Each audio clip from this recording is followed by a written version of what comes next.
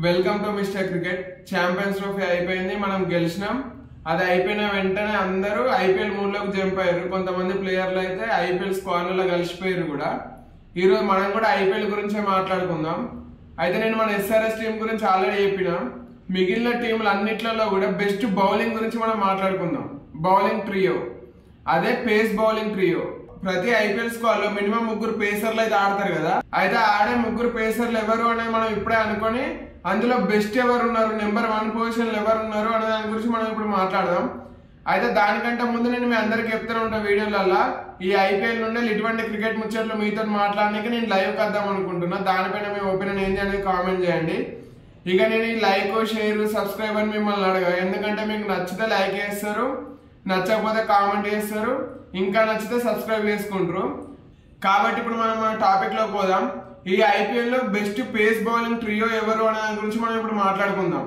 10 టీములు కదా, 10 టీములలో కిందికి వెళ్ళి వస్తే నేను 10th పొజిషన్ ఇచ్చింది అయితే ఎల్ఎస్జి, లక్నో సూపర్ జైంట్స్.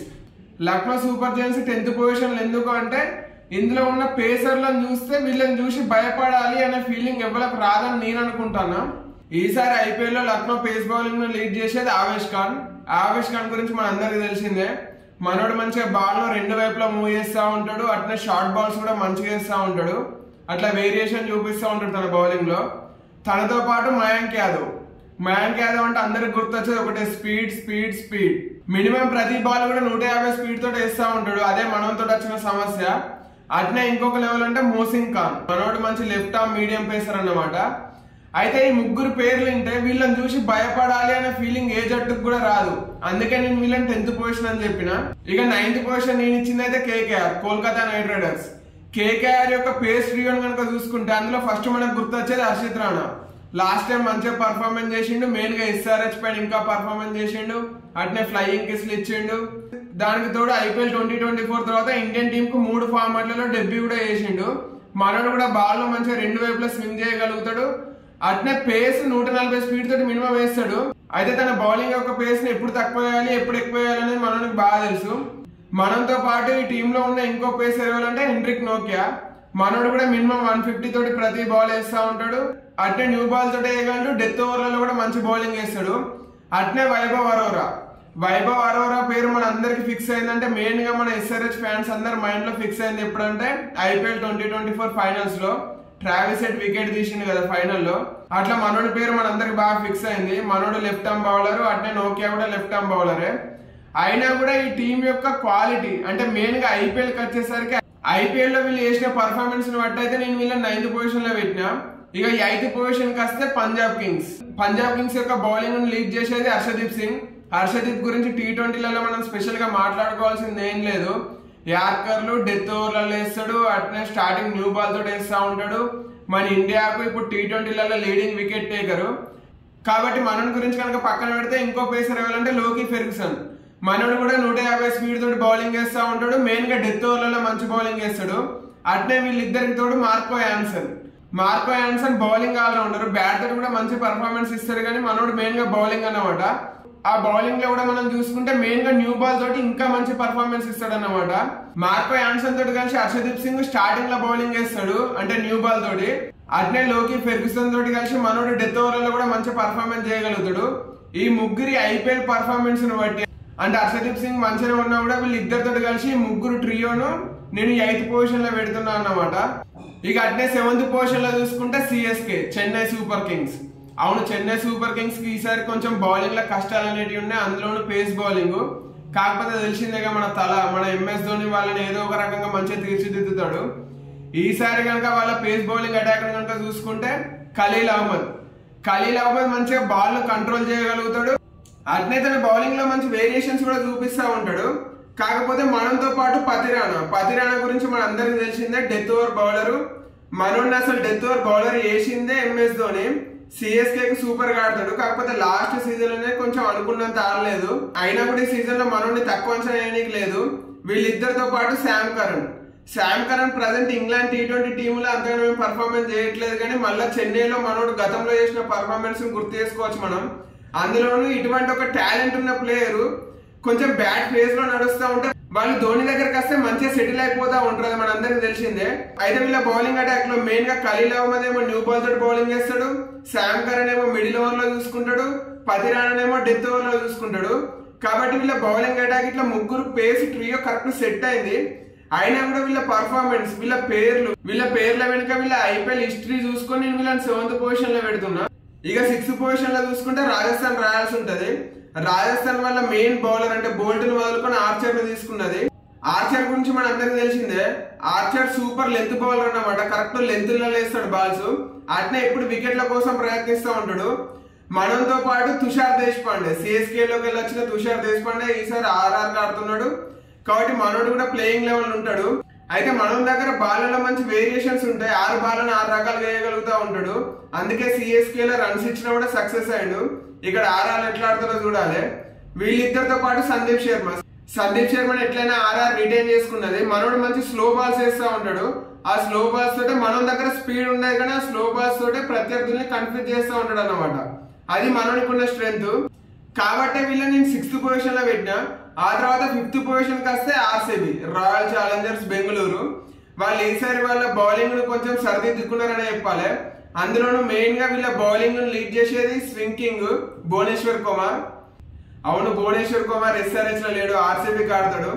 మనోడు ఒక ఎస్ఆర్హెచ్ పైన తప్పించి మిగిలిన అన్ని మ్యాచ్లలో మంచిగా పర్ఫార్మెన్స్ చేయాలని నేను అనుకుంటాను.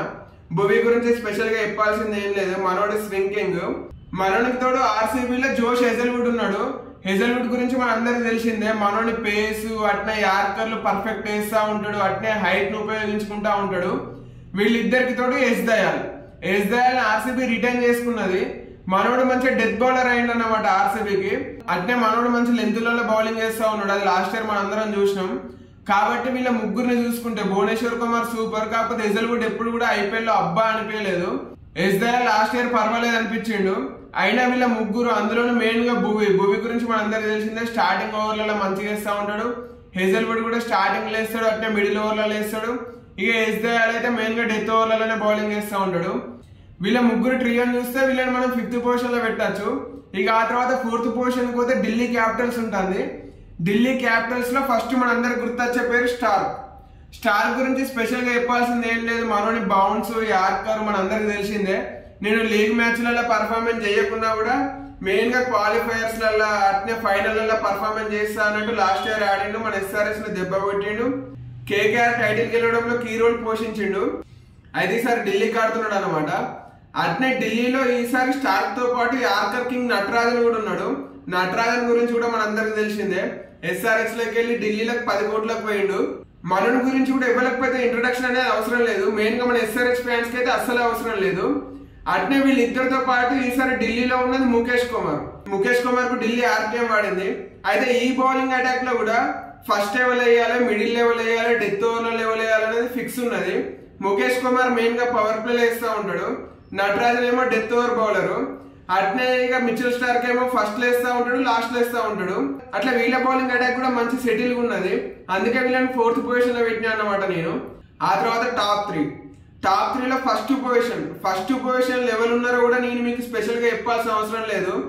ఆ ఫస్ట్ పొజిషన్ లెవెల్ ఉంటారో మీ అందరికి తెలిసిందే, ముంబై ఇండియన్స్. అవును, ముంబై ఇండియన్స్ ట్రియో కనుక చూసుకుంటే మిగిలిన అన్ని టీంలు ఖచ్చితంగా భయపడాల్సిందే. ఎందుకంటే జస్ప్రీత్ బూమ్రా గురించి ఇంట్రడక్షన్ కావాలన్నా మీకు ఎవ్వరికి ఇంట్రడక్షన్ అవసరం లేదు. ప్రజెంట్ వరల్డ్ క్రికెట్ లో ఉన్న బెస్ట్ పేసర్ బూమ్రానే. కాబట్టి బూమ్రా గురించి ఎంత మనం తక్కువ మాట్లాడుకుంటే అంత మంచిది. అట్నే మనోని బౌలింగ్ ఎంత చూసుకుని ఆడితే అంత మంచిది అన్నమాట మనకు. బూమ్రాకు తోడుగా ఈసారి టీం తీసుకున్నది ఎవరిని? ట్రెంట్ బోల్ట్ యొక్క ఇంటర్నేషనల్ క్రికెట్ అనేది పక్కన పెడితే ఐపీఎల్ క్రికెట్ లో బూమ్రా ఎంత డేంజర్, బోల్ట్ కూడా అంతే డేంజర్. అటువంటిది వీళ్ళిద్దరు ఈసారి ఒకే టీం కు, అది కూడా ముంబై ఇండియన్స్ కి ఆడబోతున్నారు. అట్నే వీళ్ళిద్దరికి తోడు దీపక్ చహర్ ఐపీఎల్ పర్ఫార్మెన్స్ గురించి మన అందరికి తెలిసిందే. పవర్ ప్లే వేస్తాడు, 4 ఓవర్లు వేస్తా ఉంటాడు, తన వికెట్లు తాను తీసుకొని పక్కకు పోతా ఉంటాడు. అటువంటి ఈసారి ముంబై బోల్ట్ కు బూమ్రాకు జత చేసింది అన్నమాట. నాకు తెలిసి ఈసారి బూమ్రా మొత్తం డెత్ ఓవర్ స్పెషలిస్ట్ అయిపోతాడు. ఎందుకంటే బోల్ట్, దీపక్ చహర్ వీళ్ళిద్దరు కూడా కొత్త బాల్ తోటి, అది కూడా మెయిన్ గా పవర్ ప్లే లో తమ బౌలింగ్ కూడా ఒడగొడతా ఉంటారు. కాబట్టి ఈసారి బూమ్రాకు కొత్త బాల్ తోటి బౌలింగ్ చేసే అవకాశం దొరుకుడు చాలా తక్కువ. ఒకవేళ దొరికితే అదృష్టం అని అనుకోవాలి. మనోడిని మెయిన్ గా డెత్ ఓవర్కే వాడతారు, లాస్ట్ ఇయర్ వాడినట్టు. వీళ్ళతో పాటు హార్దిక్ పాండ్యా లాస్ట్ ఇయర్ కొత్త బాల్ తోటి పర్ఫార్మెన్స్ చేసింది, కానీ దీపక్ చార్, బోల్ట్ లాంటి బౌలర్లను టీంలో పెట్టుకొని పాండ్యా న్యూ బాల్ తోటి బౌలింగ్ చేయడం కరెక్ట్ కాదు. లాస్ట్ ఇయర్ బూమ్రాన్ పక్కన పెట్టినందుకే ఇట్లా అన్నారు. ఈసారి బోల్ట్, దీపక్ చార్ పక్కన పెడితే మాత్రం ఇంకా గట్టిగా వేసుకుంటారు. కాకపోతే ఆ తప్పు మనోడు వేయడని నేను అనుకుంటానా. ఇక ముంబై ఫస్ట్ పొజిషన్ తర్వాత సెకండ్ పొజిషన్ లో ఉన్నది ఎవరంటే మనమే, సన్ రైజర్స్ హైదరాబాద్, ఎస్ఆర్హెచ్ యొక్క మెయిన్ ట్రియోని కనుక చూసుకుంటే ప్యాట్ కమిన్స్, మొహమ్మద్ షమి, హర్షల్ పటేల్, వీళ్ళ ముగ్గురు నేను మెయిన్ ట్రియోగా పెట్టిన. జయదేవ్ ఉనాద్కట్ కూడా ఉన్నాడు, కానీ మనోడు ఒకవేళ వస్తే ఇంపాక్ట్ ప్లేయర్ గా వచ్చే ఛాన్సులు ఉన్నాయి, లేదంటే లేదు. కాకపోతే హర్షల్ పటేల్, షమి, కమిన్స్ ఖచ్చితంగా ఉంటారు. ఇందులో షమి గురించి పెద్ద చెప్పాల్సింది ఏం లేదు. భువీకి రీప్లేస్మెంట్ అన్నమాట. షమి ఎంతనో భువీ అంతే, భువీ ఎంతనో షమి అంతే. ఇద్దరు ఏజ్ అంతే, అట్నే ఇద్దరు బౌలింగ్ పర్ఫార్మెన్స్ కూడా అంతే. మెయిన్ గా స్టార్టింగ్ ఓవర్లలోనే బౌలింగ్ వేస్తూ ఉంటారు, ఇద్దరు వికెట్ల కోసమే చూస్తూ ఉంటారు. అట్నే షమి దగ్గర మెయిన్ ఉన్నది ఏంటంటే వికెట్ ఎబిలిటీ. పవర్ ప్లే లో ఖచ్చితంగా వికెట్ తీసుకుంటాడు. భువీ గురించి కూడా తెలిసిందే, మనోడు కూడా పవర్ ప్లే లో హైయెస్ట్ వికెట్ టేకర్ IPL లో. ఆ తర్వాత పొజిషన్లలో ఖచ్చితంగా షమి టాప్ 5 ఉంటాడని నేను అనుకుంటున్నా, ఉంటాడు కూడా ఖచ్చితంగా. కాబట్టి షమి వికెట్ టేకింగ్ ఎబిలిటీ. అట్నే Pat Cummins middle overs. Pat Cummins ఎక్కువ మిడిల్ ఓవర్లలో బౌలింగ్ చేస్తూ ఉంటాడు. మనోడు పెద్ద న్యూ బాల్ బౌలర్ కాదు, అట్నే డెత్ బౌలర్ కూడా కాదు. కాకపోతే ఎక్కువ మిడిల్ ఓవర్లలో బౌలింగ్ చేస్తాడు. కాకపోతే జట్టుకు అవసరం అయితే మాత్రం పవర్ ప్లే అయినా వేస్తాడు, డెత్ బౌలింగ్ అయినా వేస్తాడు. వీళ్ళిద్దరికి తోడు హర్షల్ పటేల్ గురించి మన అందరికి తెలిసిందే. మనోని స్లోగా వస్తూ ఉంటాయి ఆ బాల్స్. రన్స్ ఇస్తాడు, ఖచ్చితంగా రన్స్ ఇస్తాడు. కాకపోతే ఇచ్చిన రన్స్ మందం వికెట్లు కూడా తీసుకుంటూ ఉంటాడు. మనోని వికెట్ టేకింగ్ ఎబిలిటీ ఎక్కువ ఉంటది. ఇద్దరు వికెట్ టేకింగ్ ఎబిలిటీ ఉన్న బౌలర్లు ఉన్నారు మన టీంకు, అదే మనకి ఈసారి ప్లస్ పాయింట్. ఒకటేమో మొహమ్మద్ షమి, ఇంకోటేమో హర్షల్ పటేల్. వీళ్ళిద్దరికి తోడు ప్యాట్ కమిన్స్. అందుకే నేను ఈ ట్రియోను సెకండ్ పొజిషన్ లో పెట్టినా. ఇక ఈ IPL లో థర్డ్ పొజిషన్ లో ఎవరున్నారు అంటే ఇప్పటి వరకు అన్ని IPL టీంల పేర్లు మీరు ఇంటే మీకు అర్థమయ్యే ఉంటది. థర్డ్ పొజిషన్ లో ఉన్నది గుజరాత్ టైటాన్స్. ఈసారి గుజరాత్ కు మొహమ్మద్ సిరాజ్ వేయండి అన్నమాట. RCB వదిలేస్తే గుజరాత్ వాళ్ళు తీసుకున్నారు 12 కోట్ల కంటే ఎక్కువ పెట్టి. అయితే సిరాజ్ గురించి ఎవరికి పెద్ద స్పెషల్ ఇంట్రడక్షన్ ఏమీ అవసరం లేదు. మనోడి గురించి మన అందరికి తెలిసిందే, న్యూ బాల్ తోటి అది కూడా పవర్ ప్లే లో ఎక్కువ వికెట్లు తీయడానికి ట్రై చేస్తూ ఉంటాడు. రన్స్ కొంచెం లీక్ అయితే ఉంటాయి మనోడి బౌలింగ్ లా, అయినా కూడా వికెట్లు వస్తూ ఉంటాయి. అదే మనోడికి ప్లస్. సిరాజ్ తో పాటు రబాడా గురించి ఎంత తక్కువ మాట్లాడుకుంటే అంత మంచిది. ఎందుకంటే last year T20 world cup అయిపోయిన తర్వాత రబాడా ఇంటర్నేషనల్ క్రికెట్ లో, అది కూడా మెయిన్ గా టెస్ట్ క్రికెట్ లో బాగా ఆడుతున్నాడు. T20 క్రికెట్లలో ఎక్కువ మ్యాచ్లు ఆడలేదు, కానీ టెస్టులలో సూపర్ ఫామ్ లో ఉన్నాడు. వికెట్ల మీద వికెట్లు తీస్తున్నాడు. రబాడా పేస్, అట్నే వికెట్ టేకింగ్ ఎబిలిటీ. మనోడు కొంచెం రన్స్ ఆపుకుంటే వికెట్లు తీయాలని చూస్తాడు. వీళ్ళిద్దరికి తోడు ప్రసిద్ధ్ కృష్ణ మెయిన్ గా స్లో బాల్స్ వేస్తూ వికెట్లు తీయాలని చూస్తాడు. అయితే ఈ గుజరాత్ టీమ్ లోని ముగ్గురు ప్లేయర్లు అంటే ముగ్గురు పేసర్లను చూసుకుంటే సిరాజ్, ప్రసిద్ధ్ కృష్ణ, అట్నే రబాడా, వీళ్ళు ముగ్గురు కూడా ఎప్పుడు వికెట్లనే ఏం చేస్తూ ఉంటారు. వీళ్ళ ముగ్గురు కూడా ఎప్పుడు వికెట్లే కావాలి. కొంచెం రన్స్ వేయడం మంచిదే, కానీ వికెట్లు కావాలన్నట్టు చూస్తూ ఉంటారు ఈ ముగ్గురు పేసర్లు కూడా. అందుకే నేను ఈ పేస్ బౌలింగ్ ట్రియోను థర్డ్ పొజిషన్ లో పెట్టినా అన్నమాట. ఇది నేను నా పర్సనల్ గా అనుకుంటున్న ఆర్డరు. అయితే మీరేమనుకుంటున్నారు? నేను చెప్పిన ఆర్డర్ కరెక్టే అనుకుంటున్నారా కాదా అనేది నాకు కామెంట్ చేసి చెప్పండి. అట్లా స్టార్టింగ్ లో చెప్పినట్టు ఇటువంటి క్రికెట్ ముచ్చట్లు మీతో మాట్లాడడానికి IPL నుండి లైవ్ కద్దాం అనుకుంటున్నా. దానిపైన మీ ఒపీనియన్ ఏంది అనేది కూడా కామెంట్ చేసి నాకు చెప్పండి.